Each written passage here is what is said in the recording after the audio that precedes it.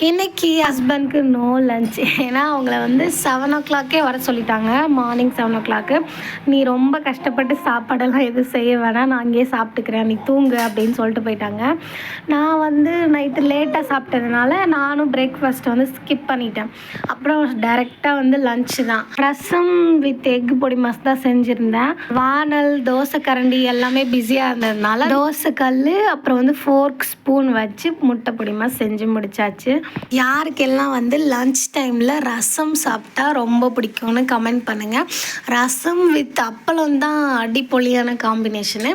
அப்புறம் இந்த egg omelette போட்டு ரசத்து கூட சாப்பிட்றத விட எக்கு பொடி மாஸ் பண்ணி ரசத்து கூட சாப்பிட்டா இன்னுமே சூப்பராக இருக்கும்.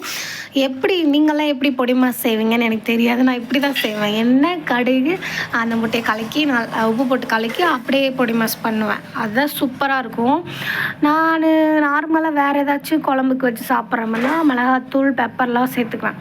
ஆனால் இதில் வந்து சேர்த்துக்க மாட்டேன். ரசம்ன்றதுனால வெறும் உப்பு போட்டு பொடி மாஸ் செய்வேன். அப்புறம் ஈவினிங் போல் தலைவர் குளிக்க வச்சு நல்லா ட்ரெஸ் பண்ணிவிட்டு விளையாட கூட்டிகிட்டு போகலாம் அப்படின்னு சொல்லிட்டு குளிக்க வச்சு ரெடி பண்ணேன். ஃபஸ்ட்டு நல்ல ட்ரெஸ் தான் போட்டிருந்தேன். அப்புறம் என்னோடய மைண்டு சொல்லிச்சு, வேணாம் அப்படி, இவன் ஃபுல்லாக அழுக்கு பண்ணி எடுத்துன்னு வருவான், நீ தான் உட்காந்து ப்ரஷ் போட்டு தேய்ச்சின்னு இருக்கணும்னு சொன்ன உடனே போயிட்டு வேறு பழைய ட்ரெஸ்ஸு மாற்றி விட்டுட்டேன் அவனுக்கு. ஏன்னா இப்போ நல்லா விளையாடுறான், ஓவராக அழுக்கு பண்ணி எடுத்துன்னு வரான் ட்ரெஸ்ஸை. இதுக்குள்ளுமே சரி இனிமேல் குழந்தை டெய்லி மேலே கூட்டிகிட்டு போய் விளையாட வைக்கலான்னு நினச்சேன் நான். அன்னைக்கு இந்த வீடியோ எடுத்து அடுத்த நாளே வந்து பார்த்திங்கன்னா தலைவர் வந்து ஈவினிங் டைமில் தூங்கிட்டார். விளையாட கூட்டிகிட்டு போக முடியல. இவனை கீழே இறக்கி விட்டு விளையாட சொல்லிவிட்டு நான் வந்து ஒரு 20 மினிட்ஸ் வாக்கிங் போயிருந்தேன். நான் நடக்கிறத பார்த்துட்டு அவனுமே என் பின்னாடியே நடந்து வந்தான்.